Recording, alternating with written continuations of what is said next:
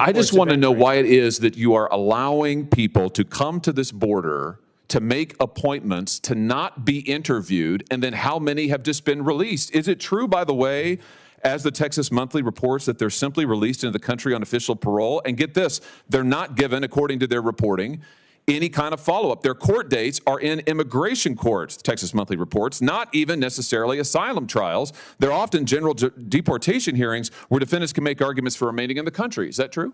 That is a completely mistaken understanding of how the immigration process works. That language is completely confusing and erroneous. Well, it is confusing. What's confusing is why anybody would think that an app like this to allow illegal immigrants to literally reserve a time to come to the border and then be ushered in without an interview, without follow-up, without tracking is stunning. All right, folks. This hearing went from tense to downright explosive.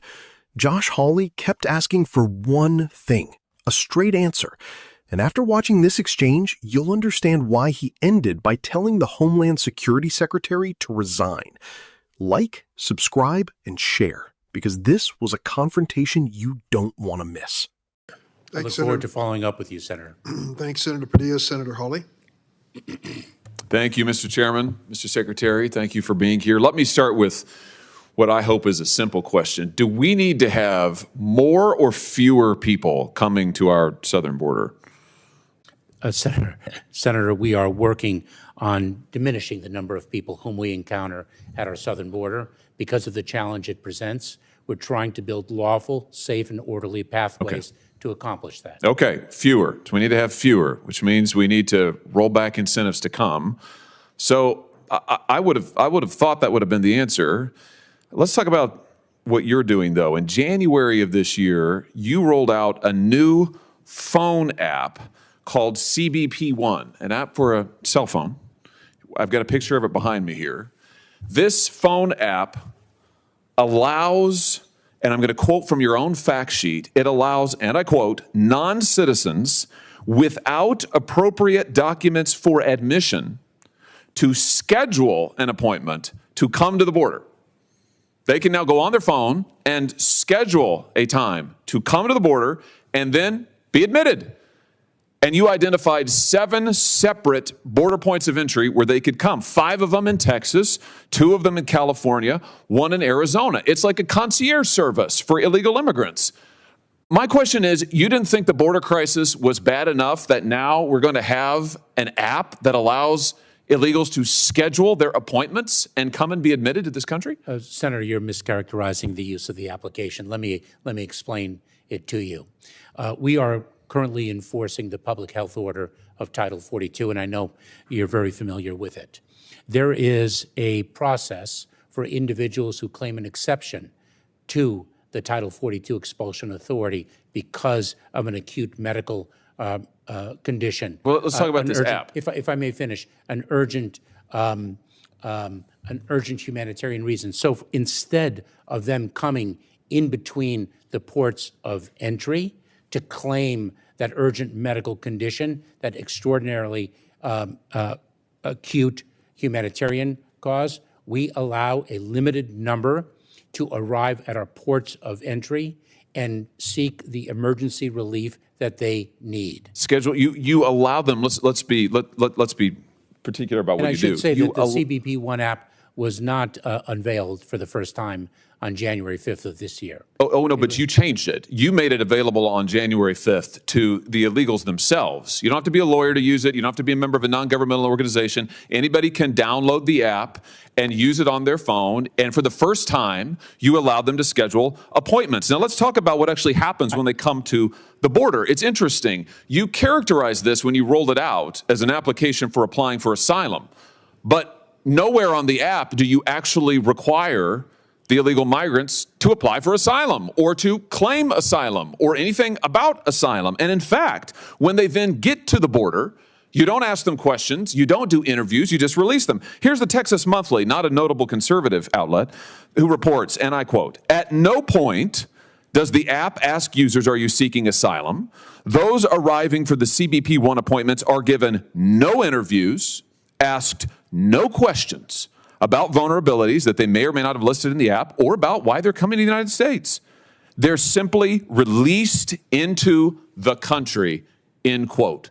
So rather than building a wall, Mr. Secretary, you have built Ticketmaster for illegal immigrants. You are, Senator, you are conflating programs. Let me explain Just to you. respond to this. Is it true that they are given no interviews, asked no questions, and simply released into the country? Let me explain to you what we announced on January 5th. No, I want you to explain to me what's happening. I know what you announced. I read it to you. So I will explain to you what is happening. Are they given interviews? Let's start with because that. Are they given interviews? We were previously experiencing That's starting to sound like a no. Well, let's just hone in here. Mr. Secretary, my time is very limited. I don't mean to interrupt you, but I want to drive to some clarity here. But Senator, The Texas Monthly has reported that once illegal immigrants go on their phone and reserve their time to come to the border, once they use your concierge service that you've created for them, when they come, they are given no interviews. They are asked no questions about any vulnerabilities. They are simply released into the country. Is that happening? Senator, you are mistaken. And if I may explain. Are they given interviews? If I may explain, individuals who seek parole under our January 5th program for Cubans, Haitians, Nicaraguans, and Venezuelans are screened and vetted before they arrive at our border. Wait a minute. No, they go on the phone and they just reserve a time, and then they show up and they're given nothing. Listen to this. Even immigration advocates are amazed about this. Here, also from the Texas Monthly. Here's one immigration advocate whose first name is Orta. She says, that's the crazy part. Nothing in this new program requires you to actually seek asylum. Somehow, we've decided to punish those who arrive at the border without the app, who may be seeking asylum, but we just let in anybody who may or may not have any particular reason to seek asylum, so long as they've made an appointment on your Ticketmaster app. This seems crazy to me. Senator, it's a complete mischaracterization of the program that we announced and are implementing. So how many people have used the app then? That you are referring to. So if I can explain. How many people have used the app? So we had a significant surge of Cubans. How many people have used the app? Nicaraguans and Venezuelans. Mr. Secretary, you're here to answer my questions. How many people have used the app? Tens of thousands have sought to make an appointment at the port of entry under our parole program. Okay, good. How many have been admitted without an interview at the border? You are, again, inserting a fact that does not belong in your question. So if I can, I will get you the precise. I'm reading to you from public reports about how your own app works. You're just blanket denying. Actually, you're not quite denying it. You're saying that maybe we don't understand. Apparently, I don't understand. Texas Monthly doesn't understand. Immigration advocates don't understand. You're the only one who understands, yet you won't answer my question. How much did this cost to develop, by the way?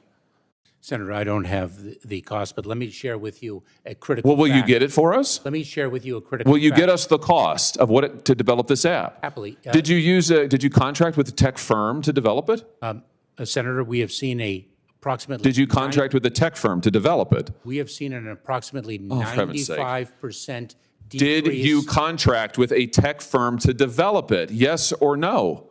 Senator, this was led by U.S. Customs and Border Protection, our technical experts within the agency, and I certainly will get an answer to your question whether outside consultants were utilized you don't in the know. development process. You don't know. May I explain to you, since you have a misunderstanding of the program, what it is and the impact, the positive impact it has had on encounters of these four populations in between the I ports just of want to know entry. why it is that you are allowing people to come to this border, to make appointments, to not be interviewed, and then how many have just been released? Is it true, by the way, as the Texas Monthly reports, that they're simply released into the country on official parole? And get this, they're not given, according to their reporting, any kind of follow-up. Their court dates are in immigration courts, the Texas Monthly reports, not even necessarily asylum trials. They're often general deportation hearings where defendants can make arguments for remaining in the country. Is that true? That is a completely mistaken understanding of how the immigration process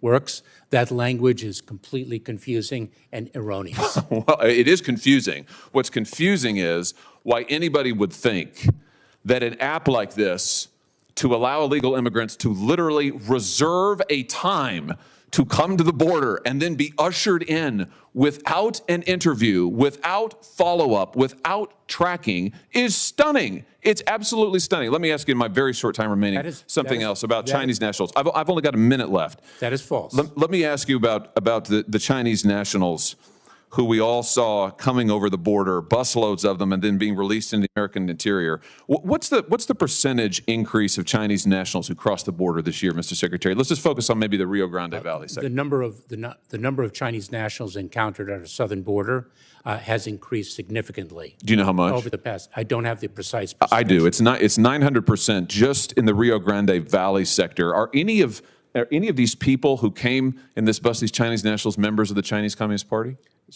Senator, if an individual presents a national security or public safety threat, we detain them during the pendency but that's not what I asked. I asked if they're members of the CCP. During the pendency of their removal proceedings. Are any of these individuals members of the CCP? So I think there's about 70 who came on this bus. If indeed they are determined to be a national security threat or a threat to public safety, we detain them pending their removal proceedings. Were any of these individuals detained, or were they released into the interior of the country? I don't have awareness of that particular group of individuals. And so you don't know if any of them were members of the CCP? Or actually, you do know, you just won't say. I don't know from the photograph, Senator, to whom But surely you know about the folks who you've read this report, you're the Secretary of Homeland Security, you're aware of these individuals. Were any of them members of the Chinese Communist Party coming into this country? Senator, you're providing me with a group of individuals without names, identities, or So you're not familiar with this incident that was widely reported on at the southern border? Don't you think it's strange that we have busloads of Chinese nationals coming across our southern border? I'm asking you, from a hostile country, I'm asking you if they're members of the Chinese Communist Party, and you don't know, apparently, you won't say. We are very focused on all things with respect to the People's Republic of But China. you don't know any of the details. I plead exhaustion, Mr. Secretary. You have exhausted me. You have exhausted this panel. You have exhausted the patience of the American people. You should resign. This exchange escalated fast. Hawley started with a simple question. Should America have more or fewer people coming across the southern border? After getting agreement that the number should be lower, he pivoted straight to the CBP One app. Then came the line everyone will remember. You've built Ticketmaster for illegal immigrants. Hawley argued the app lets migrants book appointments to enter the country, while Secretary Alejandro Mayorkas repeatedly insisted Hawley was completely misrepresenting the program. But Hawley wouldn't let it go. He kept asking, are they interviewed? Are they questioned? How many people have used the app? How much did it cost? Instead of direct yes or no answers, Mayorkas kept saying, let me explain, and Hawley cut in again and again, saying his questions still weren't being answered. Then, with time running out, Hawley switched gears and brought up the surge of Chinese nationals crossing the border, pressing Mayorkas on whether any had ties to the Chinese Communist Party. Again, he said he didn't have that information. Hawley closed with a brutal parting shot. You have exhausted the patience of the American people. You should resign. Was this accountability in action or political theater? Drop your thoughts below, and don't forget to like, subscribe, and share.